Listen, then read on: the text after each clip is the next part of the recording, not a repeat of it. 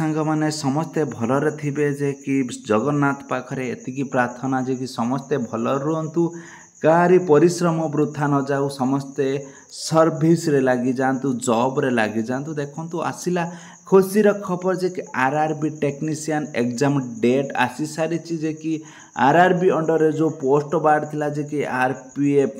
RPF कनेस्ट RPF SI ता सांगरे कौन ALP रो exam date आसी सारी एग्जाम रो एडमिट कार्ड भी आसी सारी केबे कौन डाउनलोड हम टोटाल डिटेल्स में आलोचना करी जे कि देखंतु एग्जाम डेट केबे केबे ठारू ए जो तीनोटा पोस्ट रो वैकेंसी अच्छी जो कौन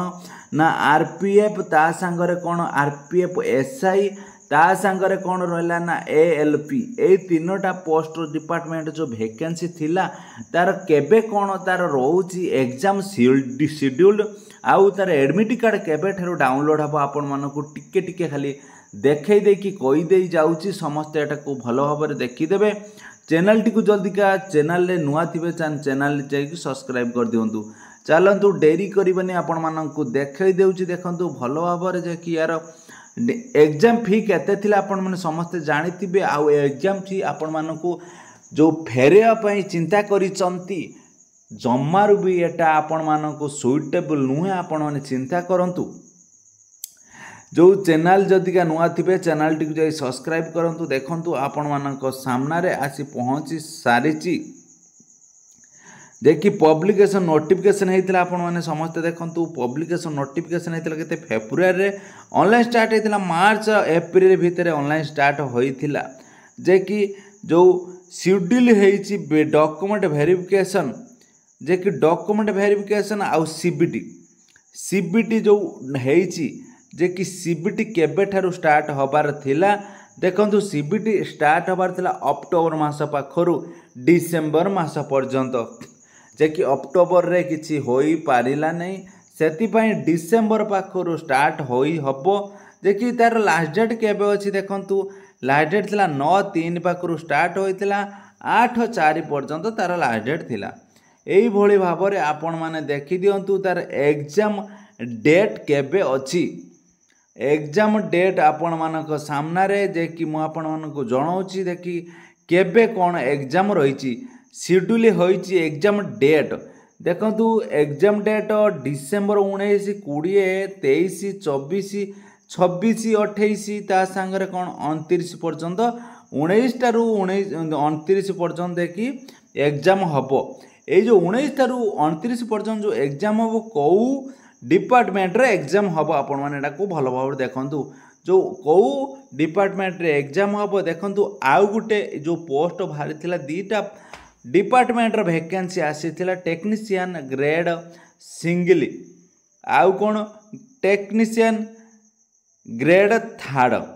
टोटल जे कि वैकेंसी मिसिकी आपण मानकर केते थिला 9044 ता संगरे आउ गुटे पोस्ट जोड़ा गला जे कि technician grade third workshop and पीयूएस टोटल 5000 पोस्ट एई पोस्ट मिसिकी आपण मानकर जोरदार वैकेंसी गला केते ना 14298 टी वैकेंसी हे गला। एई वैकेंसी आपण माने देखि सारी थिबे कोउथिरे केते कोन अछि आपण माने भलो भाबरे देखंतु जे कि ओडिसा रे केते कोन वैकेंसी थिला शेड्यूल आपण मानकु देखैबी देखो चलंतु डेरी करबानी जे कि वीडियोटी आमे टोटल आरंभ करिबा मूलरु शेष पर्यंत तार केबे कोन आपण मानकर एग्जाम अछि आ एडमिट कार्ड केबे कोन डाउनलोड करि परिए। देखंतु जो एडमिट कार्ड एग्जाम अछि जो एएलपी रो आपण माने देखंतु आपण माने देखैथिली एएलपी रो केबे कोन अछि 25/11 पाखरु स्टार्ट अछि लास्ट अछि केते 29/11 पर्यंत एई मास 25 तारिख थ्रू एएलपी लोको असिस्टेंट लोको पायलट रो जो एग्जाम स्टार्ट हबो केबे ना 25/11/2024 ठारू जे कि 29/11/2024 पर्यंत सीबीटी 1 लो एग्जाम स्टार्ट हबो। तापर देखंतु एसआई आरपीएफ एसआई रो वैकेंसी आपण मानकु जणाइथिली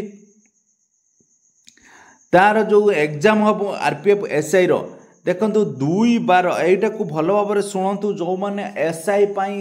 तैयारी करुचंती तैयारी करि सारिचंती आउ एबे भी तैयारी करुचंती समस्ते भल भाव देखंतु 2/12/2024 ठारू 12/12/2024 पर्यंत तार डेट लागिक रहिबो एग्जाम रो जे कि एडमिट कार्ड डाउनलोड कर सारापर आपण मानू जो कौ डेट्रे आपण मानकर अच्छी आउ प्लेस टी शो करेइबो तापरे कौन रही टेक्नीशियन अच्छी आपण माने देखंतु 18/12 जे कि एसआई रो 12 तारीख पाखु सरिबो तापरे 18/12 पाखु स्टार्ट हबो जे कि लास्ट डेट केते 29/12 पर्यंत तार लास्ट डेट अच्छी यही भली भाव में जो जेई एटी देखंतु जो अदरपुरे लिखी जे कि आरपीएफ कनेस्टेबल ता सांगरे रही ए सब सरिला परे आरपीएफ कनेस्टेबल स्टार्टिंग हबो जे कि 13/12 पाखु स्टार्ट हबो जे कि आपण माने देखंतु केते